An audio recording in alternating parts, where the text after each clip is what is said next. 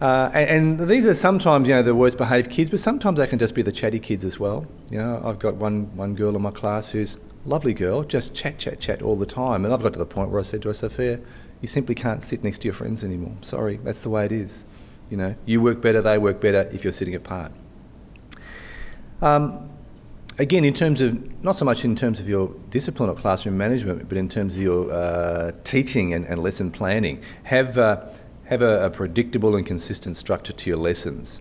In that way, students know what's expected of them. They're sitting there kind of going, I don't get it. Who knows what's going on here? They're more likely to start stuffing around. If there's something clear and consistent and concrete and they know what they have to do and they can achieve it, they're much more likely to get on with it. Again, all of these strategies are not 100% guaranteed, but they're likely to reduce the amount of misbehaviour in your class. You know, make your activities clear and short, so they're sort of moving from one thing to the next and there's not a lot of pausing. You know, get straight to work.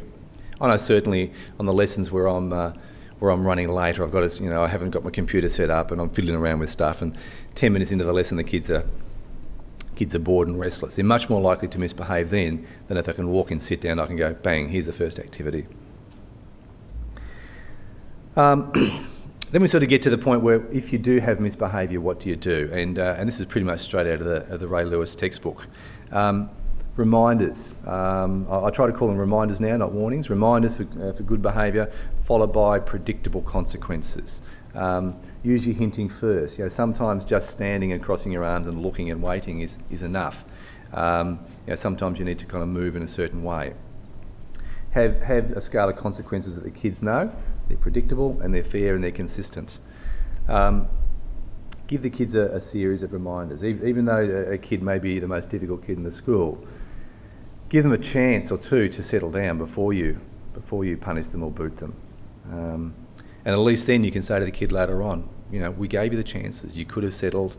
I gave you those 2 reminders. You still continue to be disruptive, and therefore I had to remove you in order to protect the learning of other people. We keep on emphasising this idea that if you remove a kid, that needs to be followed up with this discussion, and the discussion needs to be from the classroom teacher, not the home group teacher, not the unit leader, not the principal. Now, it'll move up the scale, and what we've been saying is, you know, if there's consistent misbehaviour and it's consistent across a number of classes, then the home group teacher or the unit leader or the principal needs to get involved. But first port of call's got to be the classroom teacher, and we don't always do this. I don't always do this, but the more that we have this conversation, we're running out of time. Okay. The more we have this conversation about you know, your rights and your plan to get back into the classroom, the more effective it's going to be. And we use a student behaviour reflection sheet, which we'll have a look at in a little bit, but it follows that process. We also have a bit of an issue with latecomers, and we've said now that if you come late, you wait outside the classroom quietly until I have a chance to speak to you about how you've disrupted the learning of other people. And then you let them in quietly. And the idea of having special jobs for these students makes them feel a bit valued, a bit responsible, and build up on that relationship, that referent power. So I'm going to hand over to John just to tie it all up. Thanks, Dave. Just a couple of other ideas that staff agreed upon. I thought they were good ideas, just having the concept of negotiated curriculum that certainly improves engagement in the classroom. The importance of having varied activities, not just, you know, let's read a book, page 25, then answer the questions, but to have a range of activities to stimulate students, and having differentiated tasks for varying school levels, you know, very, very important. The behaviour reflection sheet that Dave spoke about, this is one of the things we've been trying to introduce. And again, as Dave said, the classroom teacher. In the past, there has been a tendency where, you know, kids misbehave, the classroom teacher goes straight to the home group teacher and says, your little Johnny's just been an absolute pain. You know, I want something done about it. You know, and we've talked about this at Referent Power. We've talked about having that relationship with the students. It should be the classroom teacher, which is the first port of call, as you said. So just things like, you know, if they're staying back, they actually have to answer, respond to these questions on the sheet. What did you do? What effect your behaviour have on other students and or the teacher? What can you do to improve your behaviour in the future? And what consequences do you think you should receive, and why? And they're usually pretty honest with their responses.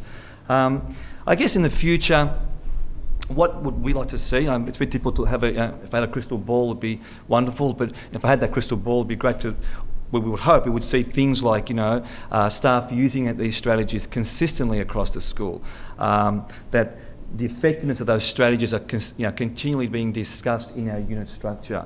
And that way I think they will be sustained, even when we're gone. And that, staff, particularly young staff, they get opportunity to discuss these things. I mean, young staff, our unit structure, staff do feel a lot more comfortable in discussions because it's only a group of 10 staff as opposed to quite often in a whole school staff situation. So I think it's great for them and for the young staff to be able to listen to other more experienced staff and pick up on ideas and have some input as well. And then of course any changes to some strategies that they'd be they're made, they'd be trialled, and then again hopefully that they'd be applied consistently across the school. But who knows what happens. Okay, thank you very much. It's interesting because I've just been reading on professional development and what's successful, and things like the things that are critical of the ownership by staff and local expertise and only using outsiders for input. And it sort of fits with obviously the model you're adopting. One of the challenges I'm finding now, which you'll have to deal with, is a change of staff. I don't know how, haven't seen anyone writing about that, but it's a major issue with, I'm working with the Manual College, which was St Paul's, and it's like 11 years have counted for nothing, because for 9 of those 11 years things had really improved, but slowly 12% of different new teachers every year, and it's really hard to maintain that kind of, like your principles, your basic principles are the things that you need to maintain. What flows from that would be the same. But so that would be something I'd be interested to hear about in future. And the third thing I was going to comment on, actually 2 more. When it comes to calmness, if you want teachers to be calm, tell them to go on a YouTube and type in angry teacher. And once they realise these kids have phones, and you could be put down forever on YouTube, you would be very careful how you behave, because it is just spooky. And the last thing, if anyone calls me Professor Lewis again, I'm going to scream. You can choose Raymond if you want, but that's Ray's better. So that would be good. Now, I have another question which is of interest to everybody here, I think, and that is, do the average kids, are they going to get sick of or resistant to the idea of other people's rights? I'm really interested in that. What's the durability of such a concept? Will it wear off? That's something I'm now... And I guess the last comment is the one that was made before about data. It's very important, I think, to collect data that would show if things are improving. Like you said, your charts of whose exeter would be data. And that's what I'm looking for too, because if you're going to sort of let people know that these are good ideas, they want to know where's this coming from. And so I'd commend you to do more and more of that, whatever form, whether it's stuff I send or variations of your own or whatever.